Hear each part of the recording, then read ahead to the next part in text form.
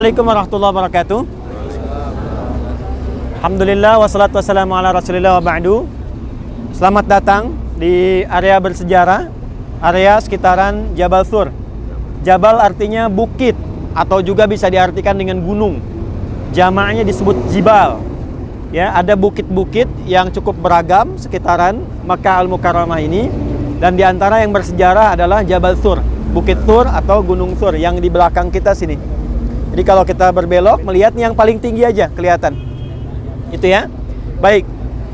Bapak Ibu sekalian, seperti kita ketahui, Nabi Shallallahu Alaihi Wasallam saat dalam kondisi yang sangat terdesak dan terancam. Ketika berada di kota Mekah, terancam itu sudah pada level pada ancaman eksekusi. Karena pada satu waktu di sore menjelang malam, sudah ada maklumat yang disampaikan oleh para pembesar Quraisy pada masa itu bahwa sudah dikumpulkan 100 orang pasukan khusus, para pemuda khusus dengan pedang terhunus. Perintahnya cuma satu, yaitu eksekusi Nabi Muhammad SAW. Ya, maka kemudian Nabi SAW dibimbing oleh Allah Subhanahu Wa Taala untuk segera meninggalkan tempat kediaman beliau, dan diatur, diberikan petunjuk oleh Allah supaya tempat tidurnya bergantian dulu dengan sahabat Ali bin Abi Thalib.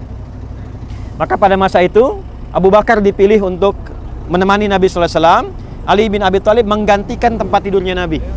Dan Ali sudah tahu resikonya, bahwa kalau ada di situ berarti ya resiko terakhir adalah kematian, karena ditukar keadaannya. Yang ingin saya katakan adalah semua sahabat itu samina wa ata'na, nggak ada yang protes. Saya belum pernah baca satupun buku referensi mengatakan protesnya Ali misalnya. Ya Rasulullah, jangan saya, kenapa Abu Bakar aja yang nggak tuaan dikit misalnya, kan nggak ada. Jadi Abu Bakar temani jalan, Ali tinggal, resiko kematian selesai. Nah, ini bukan jalur untuk ke Madinah. Jalur ke Madinah itu sebaliknya. Ya, jadi yang kita harus ambil misalnya jalur ke sebelah sana, tapi Nabi dibimbing oleh Allah untuk bergeser dulu pada jalur sebaliknya. Ya, untuk mengelabui pasukan-pasukan tadi yang jumlahnya kurang lebih 100 orang. Itu semua pasukan khusus. Jadi istilahnya kalau ada lalat pun itu mereka sudah refleksnya tinggi. Nah, maka siapa yang bisa bunuh Nabi dibuat sayembara, dapat hadiah. Ada yang mengatakan konon 100 ekor unta, ada yang mengatakan lebih dan sebagainya. Maka pada malam itu saat dalam suasana terkepung, Nabi dibimbing oleh Allah Subhanahu Wa Taala dengan beberapa surah dalam Al-Quran. Nah, surah ini menariknya sekarang dipraktikkan dalam dua hal.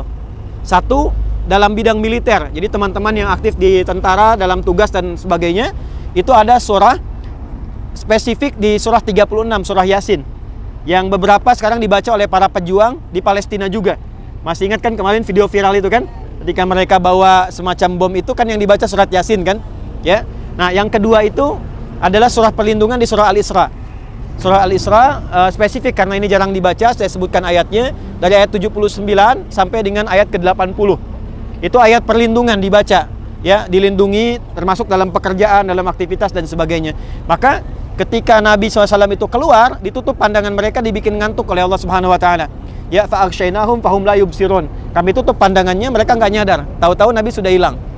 Ya, dan ditemukan cuma Ali bin Abi Thalib. Maka jejaknya diikuti, dibikin sayembara. Siapa yang bisa menemukan Muhammad SAW, ya, bisa membawa kepalanya atau hidup atau mati, dia dapat kemudian hadiah yang tidak biasa. Maka orang mengira semua udah tapak kakinya itu jalannya semua pasti ke arah Madinah, karena hijrahnya ke Madinah. Ya, tidak tahu ternyata Nabi berbelok. Ya, arahnya bukan ke sana, tapi ternyata berpindah ke arah Jabal Thur ini. Maka kemudian Nabi SAW berpindah ke arah sini dan menetap dalam beberapa waktu di bukit sana, tapi bukan pas yang tingginya ya. Jadi ada sampai puncak itu turun lagi sedikit, di situ baru ditemukan guanya. Ya, jelas sampai sini?